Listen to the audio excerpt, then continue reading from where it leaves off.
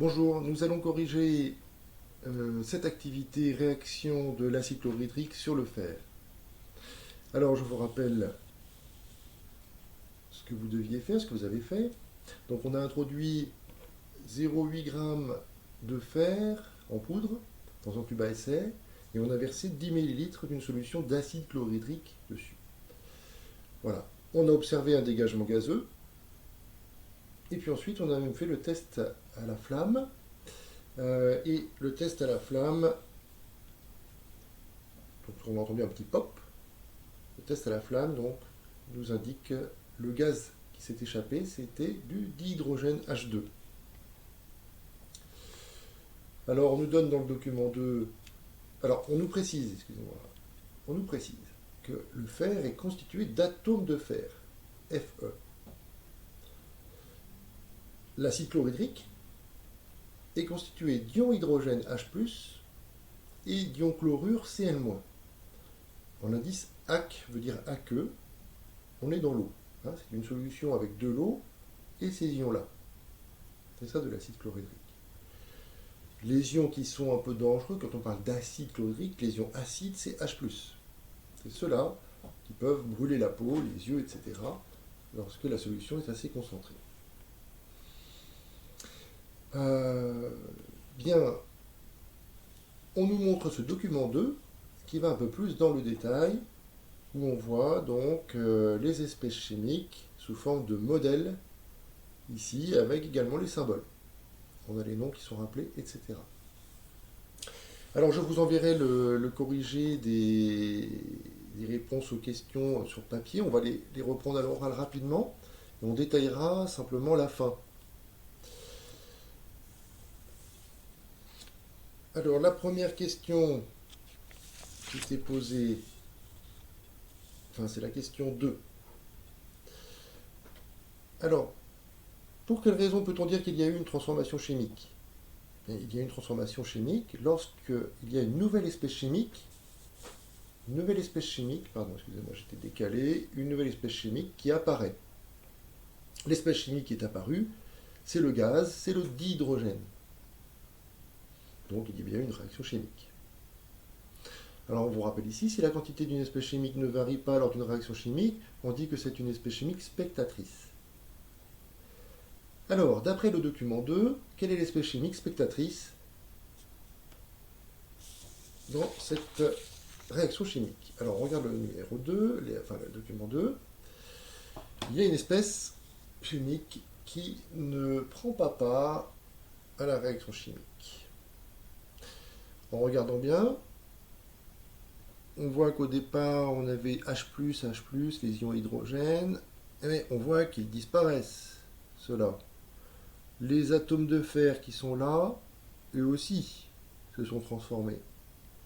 Par contre, les ions Cl-, les ions chlorure ici, ils se retrouvent à la fin. 1, 2, 3, 4, 5, 6, et à la fin, si on les compte, 1, 2, 3, 4, 5, 6. On a donc les ions chlorure qui sont toujours là, qui n'ont pas réagi, qui sont donc des ions spectateurs. Alors poursuivons la question numéro 4. Quels sont les réactifs et les produits de la réaction? D'après les documents 1 et 2 toujours. Bon, alors si je reviens là, on avait presque déjà trouvé les réactifs et les produits. Les réactifs, ce sont les espèces qui sont consommées dans une réaction, et les produits, ce sont les espèces qui sont produites, qui sont créées lors de la réaction, qui apparaissent, si vous voulez. Alors, qu'est-ce qui disparaît? On l'a déjà vu. H+, tous les ions H+, ici, n'existent plus. Alors, attention, on a les boules grises là aussi, mais là, ici, c'est du dihydrogène. Hein, c'est marqué d'ailleurs, c'est du dihydrogène. Il y a une association de ces deux éléments H+, et H+, ici, qui se transforment en molécules de dihydrogène. On n'a plus les charges électriques qui sont là, vous voyez qu'il y a eu une transformation. Donc H+ disparaît. Les atomes de fer aussi se sont transformés, puisque là, ce sont les atomes de fer de symbole Fe. Alors ici, ce n'est pas noté, mais l'atome de fer, c'est Fe. Ce n'est pas la même chose que l'ion Fe2+, hein, puisque là, on avait déjà vu ça. Et un ion avec une charge électrique, ce n'est pas tout à fait la même chose que l'atome. Alors en l'occurrence, donc on peut bien dire que le fer ici s'est transformé en Fe2+. Le fer est bien réactif. Les produits, c'est ce qui apparaît, Fe2+, apparaît et H2 apparaît. Voilà, je voulais juste préciser tout à l'heure, vous voyez que le fer est composé d'atomes de fer, mais il va se transformer, le fer, il est en quelque sorte rongé par l'acide, et les atomes ne disparaissent pas, mais sont transformés en ions fer, qui eux vont partir dans la solution. Ça va en quelque sorte, si vous voulez, dissoudre le fer, entre guillemets, hein, dans la solution.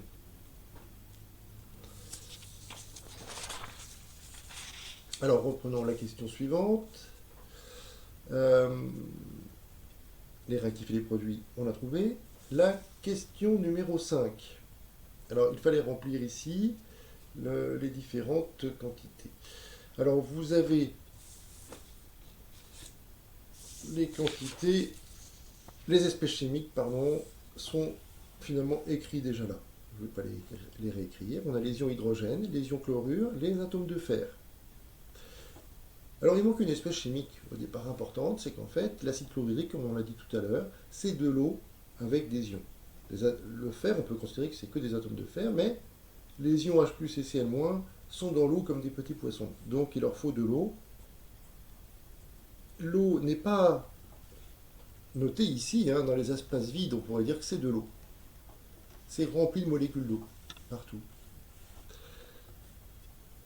Donc il faut rajouter cette espèce chimique. Dans l'état final, on les voit ici. On a donc les formules ici pour le dihydrogène, bon, la formule chimique CH2, les ions chlorure c'est noté là, Fe2+, et on a toujours de l'eau.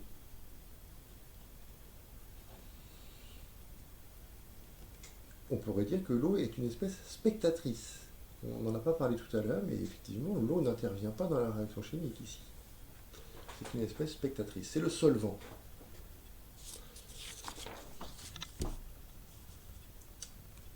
Alors ensuite, on nous demande d'écrire l'équation de la réaction. Alors l'équation de la réaction, on peut l'écrire. Donc alors finalement, ce sont l'équation de la réaction.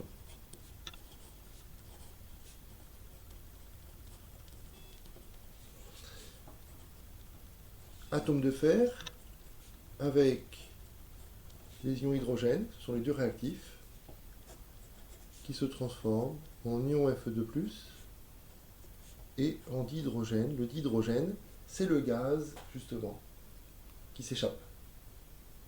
Alors on peut préciser en indice, c'est important, l'état dans lequel il se trouve. Le fer au départ, c'est solide. On met un petit S. H+, c'est dans l'eau, ce sont les ions. Dans l'eau, ils sont aqueux. Le fer, Fe2+, on l'a dit tout à l'heure, il part dans l'eau également. Il est dans l'eau. Et H2, par contre, c'est le gaz. Donc, on met un petit G. Alors ensuite, on va vérifier que cette équation est équilibrée. On va ajuster les coefficients. Fe, tout va bien. H, H2, ah, là ici ça ne va pas, j'ai que un élément H, et alors là j'en ai deux. Donc, on est obligé de prendre un 2 ici. Alors on peut vérifier au passage, parce que là on a des charges électriques, que finalement si je prends 2H+, ça me fait 2+. Et là aussi je constate que Fe2+, contient une charge 2+. Et donc on voit qu'il y a également conservation des charges électriques. La charge électrique doit se conserver dans une équation. Bien, on poursuit la question 7. Dans le document 2, y a-t-il un réactif en défaut, en excès justifié? Alors, on revient toujours avec ce document qui nous permet de bien visualiser. Est-ce qu'il y a un réactif en défaut ou en excès? Eh bien, on regarde d'abord s'il y a un réactif en excès. Les deux réactifs H+, et le fer. Est-ce qu'il reste du fer ici? Non. Est-ce qu'il reste H+? Non. Il n'y a donc pas de réactif en excès, donc non plus en défaut. On dit que les réactifs sont dans les proportions stoichiométriques. Alors attention, il s'agit bien de cet exemple 2. Donc dans le document 2, je vous donnerai la correction, hein. Dans le document 2, donc pas de réactif en excès, pas de réactif en défaut.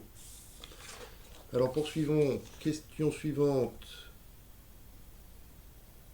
D'après votre expérience, y a-t-il un réactif en défaut ou en excès? Alors là, c'est l'expérience que vous avez faite, en réalité. Alors, est-ce qu'il restait quelque chose? Eh bien, en fait, si on attendait suffisamment de temps pour être dans l'état final, on voit qu'il restait, en fait, on a vu qu'il restait du fer, hein, au fond du tube. Voilà. Bon, alors c'est quoi l'état final aussi? Quand est-ce qu'on sait qu'on est à l'état final? Eh bien, en fait, il faut que la réaction soit finie. Parce qu'on voit, elle met du temps. Pourquoi est-ce qu'on voit qu'elle met du temps? C'est parce qu'il y a un dégagement gazeux. Tant qu'il y a des bulles, ça veut dire qu'il y a une réaction chimique qui est en train de se faire.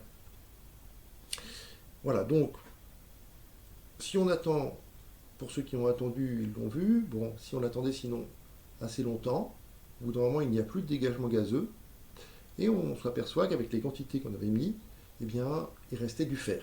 Donc le fer est en excès, en réalité, dans notre expérience. Dans l'expérience, hein, le fer est en excès.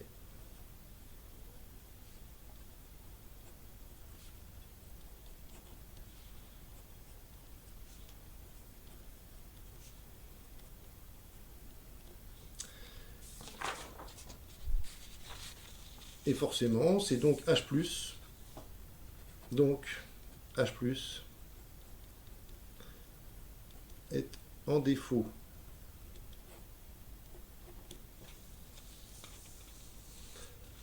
Question suivante.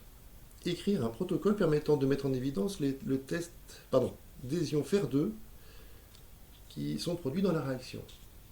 Alors, tout le monde l'avait fait, donc on voit qu'ici, il apparaît effectivement des ions fer2. Comment est-ce qu'on peut les mettre en évidence? Ces ions qui sont invisibles à l'œil nu, en fait, ils ont une légère couleur verte, mais la concentration était faible et donc on ne le voit pas comme ça.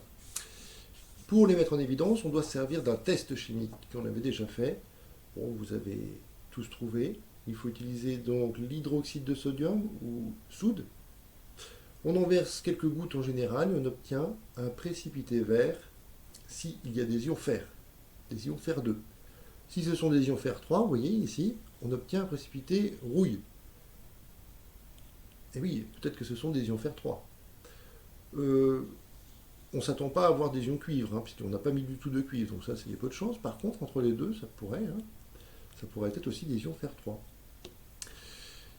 Bon, en tout cas, ici, on ne nous propose que les ions fer2, donc on peut le dire dans le protocole. Si on voit un précipité vert, c'est qu'il y a bien des ions fer2 dans la solution. Donc vous avez fait l'expérience et effectivement, il y avait bien des ions fer2. Alors, on en vient maintenant au calcul des quantités de matière. Alors, on nous dit, c'est important ici, 1 g de fer contient 1,8-10-2 mol d'atomes de fer. Et ensuite, la concentration en ion hydrogène H+ dans la solution d'acide chlorhydrique est 1 mol par litre. Calculer les quantités de matière. Donc,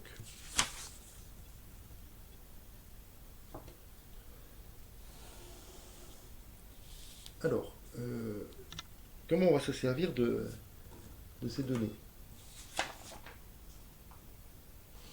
Je vais couper la vidéo, elle va être trop longue, je vais faire la suite sur une autre vidéo.